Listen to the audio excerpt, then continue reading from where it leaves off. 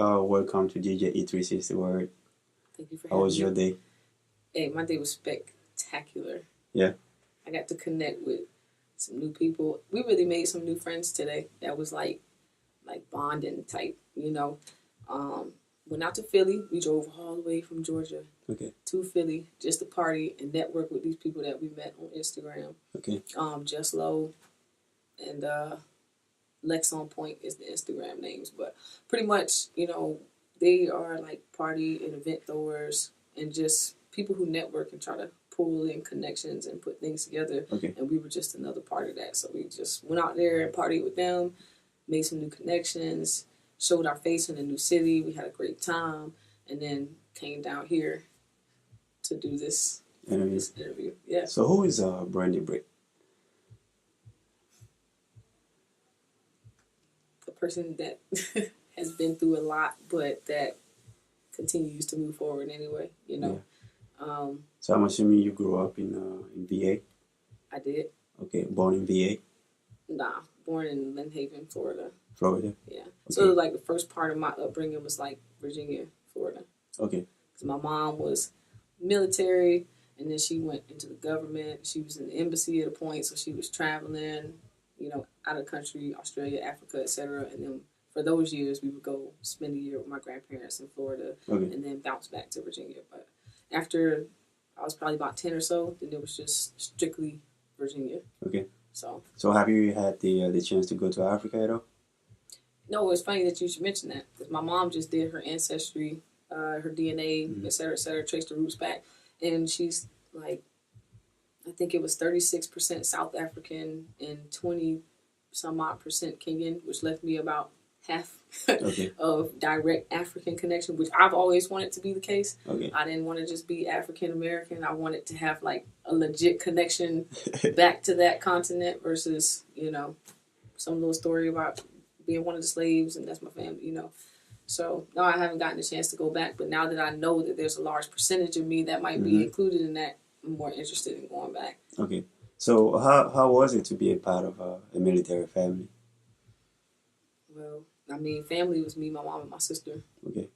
So you have to move from town to town and city to city a lot. It seems like it because your mom, she has been moving a lot.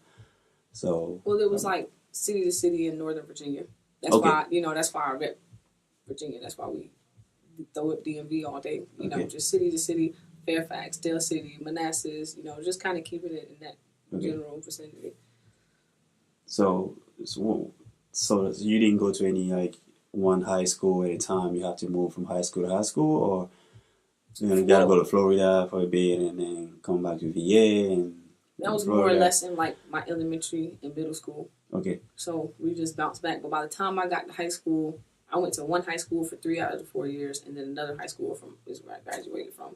Okay. But it wasn't because of her. It was just, that was by choice. That's a long story to begin with. I basically, just to shorten that story, I chose to graduate from the high school that I hadn't never attended because I was dating this freaking girl. And she went to this high school over here, and I lived somewhere where they were like, you can go to this school or you can go to that school. And I chose to graduate from a school I hadn't even been to for my other 3 years of high school just to go to school with her.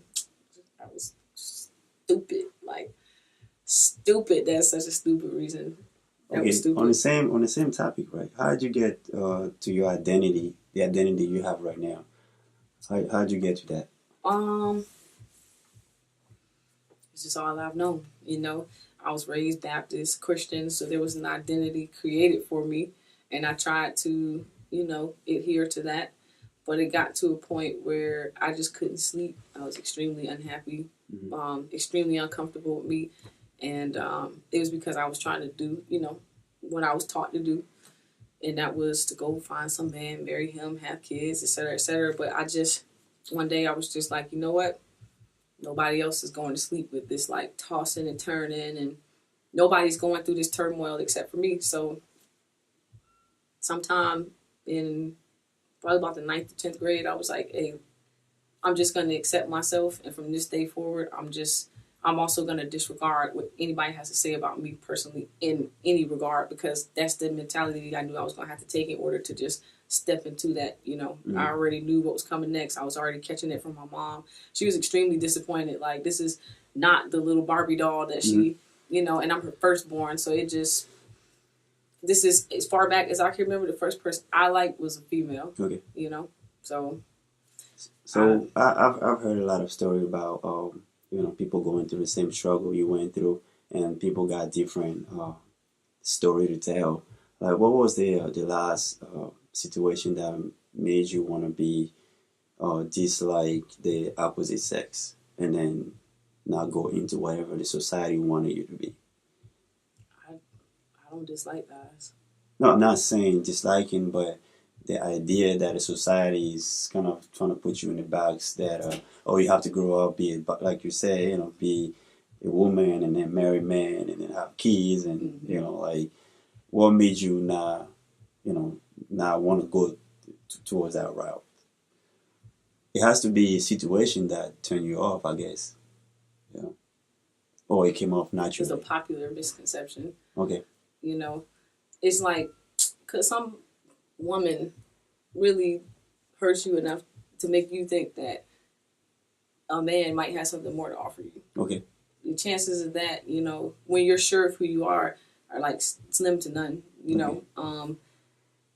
It's more or less, for people like me, I can only speak for a person like me. For me, more or less, the effort came from trying to do what everybody else was doing. Okay. Me being this is effortless. This is just, if I go to sleep and I wake up and I didn't know who I was, I would wake up and this would be who I am. Okay.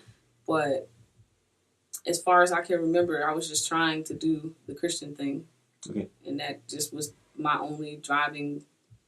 That was it. That's all I had. Just, this is how I was raised, so I'm going to try to do this. I know people say this, and I hate to repeat it because it sounds so cliche. Like, when you just know what you want and you know what you don't want. When you're in your teens, that's like the time where you find out a lot about yourself. You move on to your 20s and your 30s, etc., and you just expand on that. When I was younger, I used to say, "Oh, I'm gay," and that's it. But as I've gotten older, I say I've learned what love is and how to love. So I'm predominantly attracted to women, but because I just believe in love overall, then I don't just kind of, this is what I do. I just know how to love a person. Right. What they are is like not a deal breaker for me. So I just end up dating women because that's what I like. And, it's just, this is me. I don't know what else to say. Like you said, you're from a military family, discipline, and then you're from a Christian family. Mm-hmm. How did your mom took that? I mean, did she have to find out through people, or she confronted you with it? She confronted me with it, several times early on. Okay. I guess that she felt like she was catching signs. You're not this, you're not that. I didn't raise you to be this way. I'm like, you technically didn't raise me to be straight either. You're just raising me. Okay. I'm me. And hello, here I am. And it's not like you have a conversation with your child to be like, from the gate, all right, listen, this is what you're going to do. You're going to be a straight little boy. You're going to be a straight little girl. You're going to date. You don't have that conversation with your kids. They just kind of develop into, But she was not happy. I'm her firstborn. So, she had all of these, just the typical mother. I can't blame her for it. She's just a typical mom with typical daughter dreams and aspirations. But I think she's even luckier to have gotten to me, because I wouldn't have been as unique had I not been in this form. At least that's how I personally feel. Okay. I could have just fell in the mold But, Okay, so how was it for you to socialize, like in school and like in a everyday kind of a struggle? Like, how was it? It was a struggle. My mom was in it. And I'm not saying this to like bash my mom. This is just, we're from the South, so she's a very traditional Southern woman. Mm-hmm. She just was not having it. I didn't get to go to any parties. I didn't get to go to homecoming.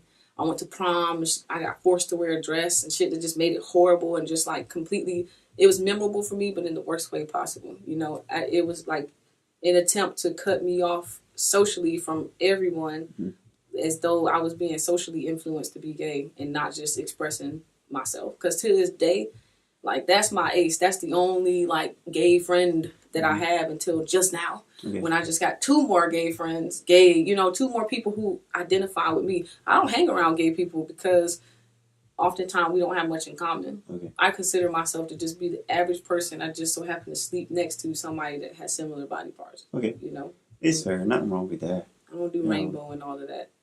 I just, it's a little too gay for me, I guess.